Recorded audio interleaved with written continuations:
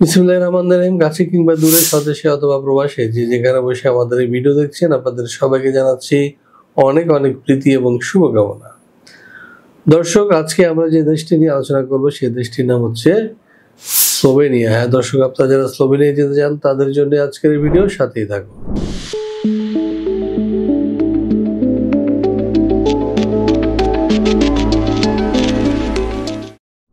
দর্শক, শুরুতে চলুন জেনে আসি কেমন দেশ এই স্লোভেনিয়া। মধ্য ইউরোপের দেশ স্লোভেনিয়ার প্রাতিষ্ঠানিক নাম দ্য রিপাবলিক অব স্লোভেনিয়া। এর পশ্চিমে রয়েছে ইতালি, উত্তরে অস্ট্রিয়া, উত্তর পূর্বে হাঙ্গেরি, দক্ষিণ পূর্বে ক্রোয়েশিয়া এবং দক্ষিণ পশ্চিমে আড্রিয়াটিক সাগর। স্লোভেনিয়া পাহাড় ও বন সমৃদ্ধ একটি দেশ। মোট আয়তন 20,771 বর্গ কিলোমিটার এবং জনসংখ্যা 2.1 মিলিয়ন। এর আগে এটি ছিল যুগোস্লাভিয়ার একটি অংশ। 1991 সালের 25 জুন সর্বপ্রথম কোনো রাষ্ট্র হিসেবে স্লোভেনিয়া যুগোস্লাভিয়ার জোট থেকে বের হয়ে আসে এবং নিজেদের স্বাধীন ও সার্বভৌম রাষ্ট্র হিসেবে ঘোষণা করে। তাদের বেশিরভাগ স্লোভেনিজ জাতিভুক্ত। স্লোভেনিয়ার আবহাওয়া প্রধানত উপমহাদেশীয়। লুবলিয়ানা দেশটির রাজধানী ও সর্ববৃহৎ শহর। 2002 সালে জরিপ মতে স্লোভেনিয়া মুসলমানের সংখ্যা 47,824, যা মোট জনসংখ্যার শতকরা 2.4 ভাগ। হ্যাঁ দর্শক, আমরা দেখে আসলাম কেমন দেশ এই স্লোভেনিয়া। এবার আমরা যদি জানবো সেটা হচ্ছে এদেশে বর্তমানে কি ধরনের কাজ রয়েছে। চলুন জেনে আসি আরো একটি প্রতিবেদন থেকে। ইউরোপের সেনজেনভুক্ত দেশসমূহে যেতে চাইলে অনেকের কাছে প্রথম পছন্দ স্লোভেনিয়া, কেননা এখনো এখানে খুব বেশি বাইরের মানুষ নেই। স্লোভেনিয়ার ইমিগ্রেশন পলিসি দীর্ঘমেয়াদে যারা দেশটিতে বসবাস করতে চান তাদের জন্য আদর্শ। স্লোভেনিয়ার ভিসার সাথেই পাওয়া যায় 2 বছরের টিআরসি। সেই সঙ্গে যদি এই 5 বছর ফুল টাইম কাজ করার অভিজ্ঞতা থাকে তাহলে তিনি পাবেন স্লোভেনিয়ার পার্মানেন্ট রেসিডেন্ট কার্ড।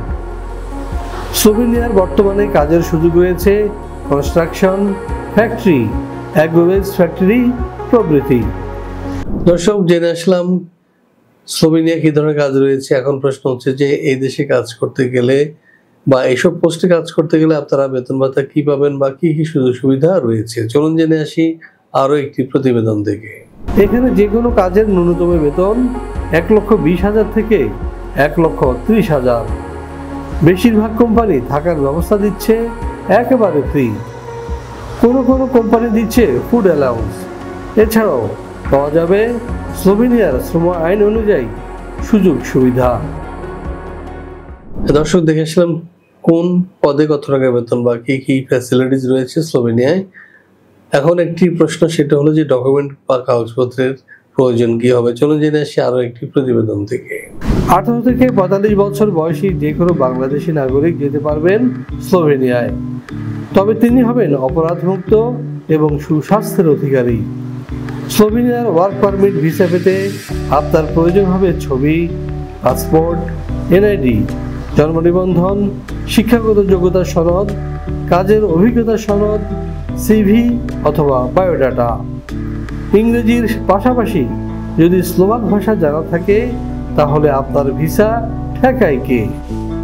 দর্শক, জেনে আসলাম কি ডকুমেন্টস লাগবে স্লোভেনিয়া যেতে।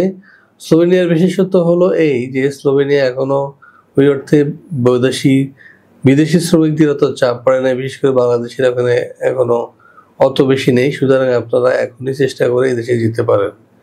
তো দর্শক, এদেশে যেতে আপনার খরচ কি হবে সে বিষয়ে বিস্তারিত জানতে বা আরো কোনো জন্য তথ্য জানার ইচ্ছে থাকলে শনি থেকে বৃহস্পতিবার সকাল 10টা থেকে 6টার মধ্যে ফোন করুন নিচে দেওয়া নাম্বারে, অথবা সরাসরি চলে আসুন আমাদের অফিসে। আমাদের অফিসের ঠিকানা হাউস 12, রোড 12, ডিআইটি প্রজেক্ট, বেরুলবাড্ডা, ঢাকা। তো দর্শক, আজের কথা নয়, আপনাদের সবার